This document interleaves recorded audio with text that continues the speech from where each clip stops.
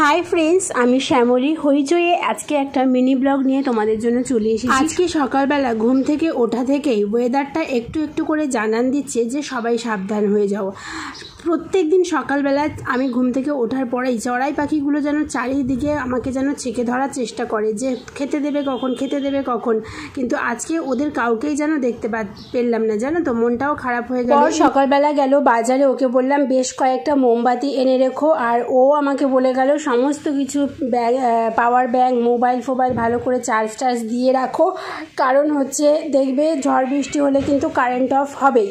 তো সেই কারণে তোমাদেরকেও বলবো এইসব বিষয়গুলো মাথায় রেখো। বাইরে কিন্তু কোনো সময় তার আধ ঘন্টা আগে একদমই বেরোবে না, সাবধানে থেকো, ভালো থেকো। আবার জানি না কবে ব্লগ দিতে পারবো, এই বরের থেকে একটুখানি নেট ধার করে এই মিনি ব্লগটা দিলাম। যদি ভালো লাগে, যদি সাথে থাকতে চাও, চ্যানেলটা সাবস্ক্রাইব করো, ভিডিওটা লাইক করো, টাটা।